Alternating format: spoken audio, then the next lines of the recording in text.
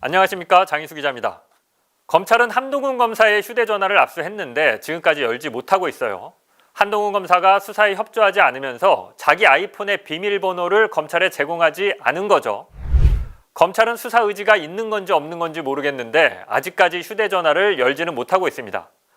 그런데 배혜림 법조팀장, 백승우 법조기자의 휴대전화에는 한동훈 검사가 이들에게 뭐라고 했는지 그 내용이 상당수 들어 있습니다. 오늘은 이 내용을 살펴보겠습니다. 그러니까 한동훈 휴대전화를 열지는 못했지만 뒷문으로 열어서 슬쩍 그 내용 일부를 들여다보자는 거죠. 먼저 신라젠 사건 수사 초기였던 2020년 2월 11일 채널A 법조팀 단체 카톡방에 올라온 한 메시지를 보시겠습니다. 법무부에서 신라젠에 사람 보내는 걸 되게 신경 쓴다는 얘기를 들었어. 남부에서 열심히 할 생각은 있는데 뭐 신라젠에 사람을 늘리지 않은 건 아냐. 근데 신라젠은 내부 충원한 거고. 근데 법무부에서 예민하게 반응한다는 얘긴 들었어. 총장은 신라젠과 라임 수사 둘 다 제대로 하라. 충원해서 제대로 해라. 충원해 주겠다 해서 직접 뽑아서 보내준 거야. 그래서 뽑아서 보내줬는데 남부에선 라임에다가만 다 넣은 거지. 근데 그 분장하는 과정에 법무부가 예민하게 했다는 사실을 내가 들은 바가 있어. 송사명 검사장이 열심히 하는 사람이긴 하지만 법무부에 보여주는 차원에서 그럴 수밖에는 없어. 물론 신라젠을 열심히 안 한다는 건 아니고 신라젠이나 라임 수사가 피해 정도나 중대성에 비해 집중적으로 진행되지 못한 부분이 있지. 총장 차원에서 검찰 전체에 영향을 주는 메시지이기도 하고 제대로 하라는 것. 총장이 4명 사람까지 사실상 지정을 염두에 두고 한 거야. 자, 이게 무슨 말이냐면요. 윤석열 당시 검찰총장은 검사 4명을 남부지검에 파견을 합니다. 남부지검은 당시 라임펀드 사건과 신라젠 사건을 담당하고 있었는데요. 윤석열 총장이 이 두 가지 금융사건을 철저히 수사하라고 지시하면서 검사를 추가로 보내준 거죠. 그런데 남부지검에서 이 검사 4명을 모두 라임 사건에만 배치했다는 겁니다. 이유는 당시 추미애 법무장관이 신라젠 사건에 검사를 추가 파견하는 거에 대해서 되게 신경 쓰고 예민하게 굴었다라는 겁니다. 그러니까 당시 송삼현 남부지검장이 추미애 장관의 눈치를 봐서 윤석열 총장이 보내준 검사 4명을 다 라임 쪽에만 배치했다, 이렇게 설명을 해주는 내용입니다. 그런데 이 설명을 해준 검찰 관계자 누구일까요? 맞습니다. 지금 여러분들 머릿속에 떠오른 바로 그 사람, 한동훈 검사입니다. 어떻게 하냐고요? 2월 19일 백승우 기자가 이동재 기자와 통화한 녹음 파일의 녹취록을 보시겠습니다. 나는 그러니까 그게 궁금해. 그니까 그때 이제 한동훈이 나한테 얘기한 거는 법무부에서 시발 그걸 충원을 하는 거에 대해서 존나리 민감하게 군다 이거 아니야. 근데 그거에서 실제로 송사면이 뭐 근데 수사를 안 할 사람은 아닌데 법무부에 또 보여줘야 되는 게 있으니까 조금 얼레벌레 하는 건 있다 뭐 이렇게 얘기를 했었잖아.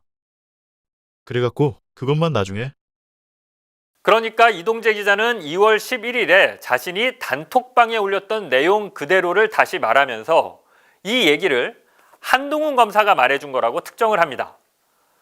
그러니까 신라젠 사건 수사 초기부터 한동훈 검사가 채널A 이동재 기자와 긴밀하게 정보를 교류하고 있었다는 사실이 확인이 되는 거죠. 이동재 기자는 이 한동훈 검사와 나눈 취재 내용을 보고하는 데 그치지 않고 기사로 발제까지 합니다. 채널A 법조팀 단톡방에 올린 이동재 기자의 카톡 내용 계속 보시겠습니다. 신라젠 인원 분장 관련 법무부 겐세이 얘기는 내일 발제로 올려보겠습니다. 이렇게 기사로 발제를 하겠다고 먼저 보고를 하고요. 잠시 뒤에 실제로 정식으로 발제를 합니다. 윤석열 검찰총장은 최근 신라젠 라임 자산운용 사건을 다루는 남부지검의 검사 충원을 지시. 신라젠과 라임 수사 둘 다 충원해서 제대로 하라며 지시. 파견 검사 4명을 염두에 두고 사실상 직접 지명한 것으로 알려져. 하지만 충원된 검사 4명은 신라젠 수사팀 대신 라임 자산운용팀에 전원 배치돼. 복수의 검찰 관계자 등에 따르면 법무부가 신라젠 수사팀의 파견 검사를 증원하는 것에 대해 부정적으로 반응한 것으로 알려져. 이에 라임 수사팀에 전원 배치됐다는 것. 유시민 전 장관 등 정권 인사가 연루됐다는 의혹을 받는 만큼 신라젠 수사를 견제하는 것 아니냐는 지적. 자, 한동훈 검사가 이동재 기자한테 현안을 설명해주면서 방향을 정해주죠. 그러면 이동재 기자는 그 방향 그대로 기사로 발제하는 과정이 적나라하게 드러납니다. 이 발제는 실제로 기사화하지는 않은 것으로 보입니다. 하지만 한 검사와 보수 언론이 어떻게 유착해서 기사를 쓰고 여론을 만들어 가는지 검언 유착의 단면이 그대로 드러나 있습니다. 계속해서 2월 10일 채널A 법조팀 단톡방에 올라온 취재 보고 내용을 보시겠습니다. 검찰 신라젠 대장자 관련 접촉 포인트. 이철 일가. 손 XX 아내 EX 아들, 양 XX 며느리. 등기상 소유자로 적힌 곳은 양주 소재 아파트 4곳 ENG 촬영 모두 완료. 현재 경기도 양주시 고음로 117-725동 755의 실거주 가능성 높아. 경기도 양주시 고음로 117-725동 155는 펜트하우스로 현재 인테리어 공사 중. 경기도 양주시 고음로 118-1695동 555와 경기도 양주시 고읍북로 28-8 유승한 네들아파트 655동 155는 현재 세주는 듯. 실거주 아님. 양 XX 번호 010-87 의정부시 소재 학원 수학 교사. 신 XX 이철 최측근 2015에서 2016년 VIK 사장 직무대행 남부구 취소 수감 중. 위례 자연의 내미한 이편한 세상 555동 1555호. 판교 붓돌마을 455동 1555호. 두 곳 모두 현재 거주의 X. 위례에서 지난해 2월 이사한 이후 현재 소재 불특정. 징역 6년 선고받은 상태. 상황 복잡해지면 임열 가능성 있음.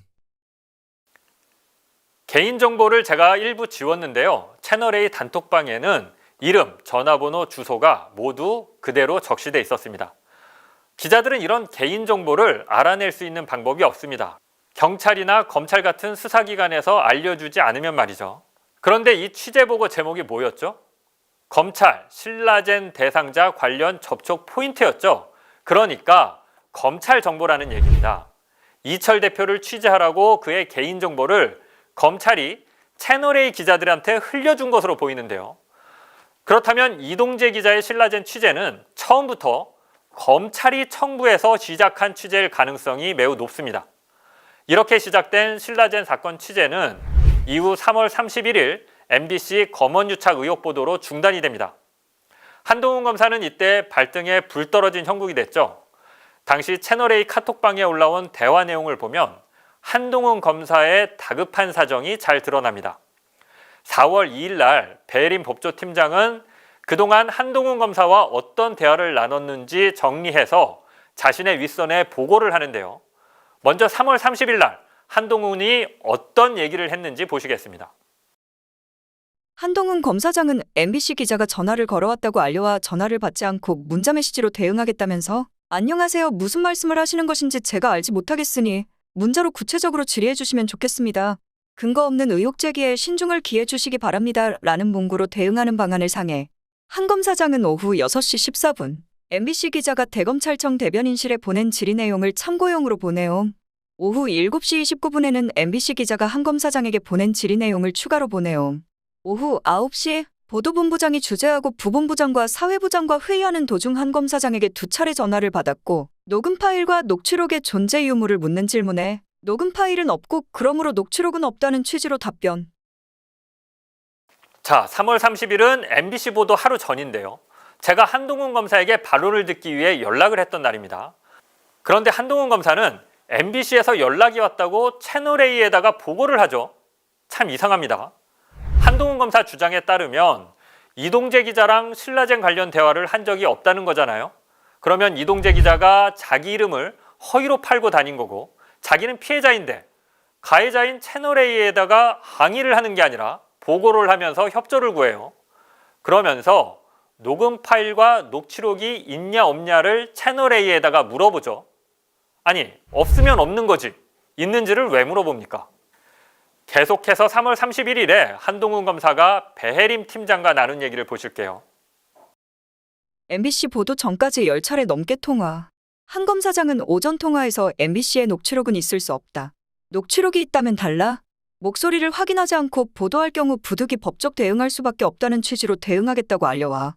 한 검사장은 오후 통화에서 채널A가 MBC의 녹취록은 없다는 사실을 분명히 확인해줘야 한다는 취지로 여러 차례 요청. 저는 한 검사장에게 녹취록이 없는 것은 사실이지만 MBC 보도 전 입장을 밝히는 것이 쉽지 않다. 보도 내용을 확인한 뒤 녹취록은 존재하지 않는다는 내용으로 대응할 것이라고 말해. 한 검사장은 이동재 사건의 피해자로 하지도 않은 일로 감찰 대상이 될 수 있다며 채널A가 녹취록에 대한 입장을 명확히 정리해 줄 것을 요구. 한 검사장은 채널A 메인 뉴스 이후 열린민주당이 감찰을 요구하는 성명을 냈다는 사실을 알려주며 피해자라는 사실을 강조하고 채널A의 신속한 입장 발표 요구.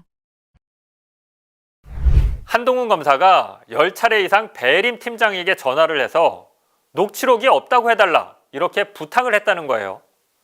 한동훈 검사가 어떤 사람입니까? 윤석열 총장의 최측근, 검찰 내 2인자로 불리던 사람이에요.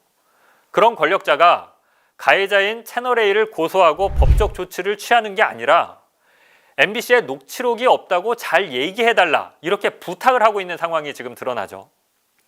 계속해서 4월 1일 대화 내용도 보시겠습니다. 한 검사장이 오전 7시 14분 첫 전화를 걸어와 채널A 간부와 직접 통화하고 싶다는 의사를 밝혀왔고 이후 김정은 보도본부장 전화번호 알려줌. 이후 한 검사장은 오전 통화에서 보도본부장에게 문자 메시지를 보냈고 답장을 받지 못하고 있다고 알려와. 한 검사장은 계속해서 회사 입장에 변화가 없는 건 맞느냐고 물어왔고 변화 없다고 답변. 자신은 피해자일 수 있기 때문에 입장을 내주지 않는다면 너무 가혹하다고도 밝혀. 오후 4시 2분에는 MBC 지목한 검사장, 당사자 아니라고 채널A가 확인. 제목에 기사 링크를 보내 이후 내용에 문제없는지 확인해와 문제없다는 취지로 답변. 오후 5시 22분 한 검사장은 보도본부장에게 추가로 보낸 문자 메시지 내용을 보내와 이후 MBC가 보도에 정인 리포트 내용에 대해 서로 교환. 그러니까 배림 팀장한테 부탁하다가 안 되니까 채널A 보도본부장한테 직접 연락을 했다는 겁니다. 채널A가 녹취록과 녹음 파일이 없다 이렇게 공식적으로 발표해달라 이걸 배림 팀장은 물론이고 보도본부장한테까지 계속해서 요청한 겁니다. 아니 가해자는 채널A인데 가해자랑 결탁해서 일일이 보고하고 협조를 구하고 또 이를 폭로한 MBC에는 신라젠 관련 얘기는 한 적 없다고 거짓말을 하다가 이후에 들통이 나고 오늘은 여기까지 하고요. 다음 시간에는 한동훈이 신라젠 사건 말고 여러 가지 현안에 대해서 얘기를 하는데요. 그중에는 최근 이슈가 되고 있는 신천지 관련 얘기도 들어 있습니다. 궁금하시죠? 다음 시간에는 이 소식을 전해드리겠습니다. 지금까지 장희수 기자였습니다.